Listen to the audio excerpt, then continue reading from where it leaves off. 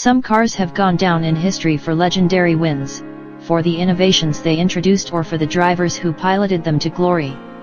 Others, meanwhile, have become veritable icons for what they represented, a unique story, a turning point in history, a social phenomenon, an event that rippled beyond the stands of the racetrack to ultimately define an era. One such case was the Maserati Eldorado, which became famous in 1958 as the first single-seater car in Europe to be sponsored by a brand not linked to the world of motorsport. The brand in question was Eldorado, an ice cream manufacturer. This was the first example of modern sponsorship, where the car was painted in the colors of the partner company, abandoning the traditional color assigned to each country by the Fédération Internationale de l'Automobile, FIA. This was a real revolution for the day, of vital importance to the future of motorsport, which from that moment on opened its doors to new financial backers. Maserati was commissioned to build the car by Gino Zanetti, owner of the Eldorado ice cream company. Determined to promote his brand on the international stage, Zanetti turned to the House of the Trident to create a single-seater car to compete in the Trofeo dei Due Mondi, Race of Two Worlds, at Monza. The Automobile Club d'Italia had organized a 500-mile race at the circuit based on the Indianapolis 500, with top American and European drivers lined up to race. The Maserati 420/M/58, chassis number 4203, was thus finished with a cream-colored livery, instead of Italian racing red. The name Eldorado was emblazoned in bold black lettering along the sides of the car, with two additional smaller logos on the nose and below the small deflector that acted as a windshield.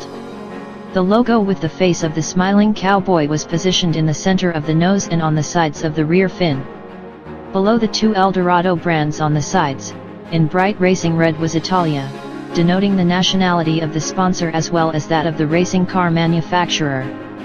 The long silhouette of the Eldorado also bore the name of the driver chosen to race it in the Monzanapolis, Stirling Moss, one of the greatest drivers in the history of motorsports, and a former Maserati driver.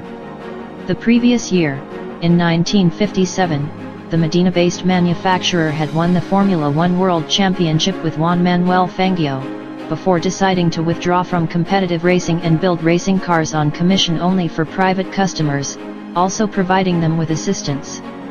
This was precisely the ideal situation that Zanetti was seeking, and the reason why the Italian entrepreneur turned to Maserati.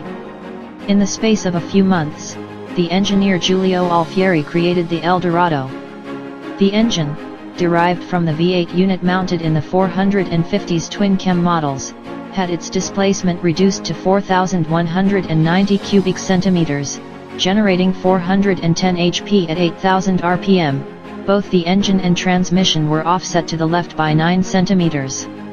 The aim of this decision was to ensure a more balanced weight distribution, taking into account the anti-clockwise direction of travel on the high-banked corners at Monza.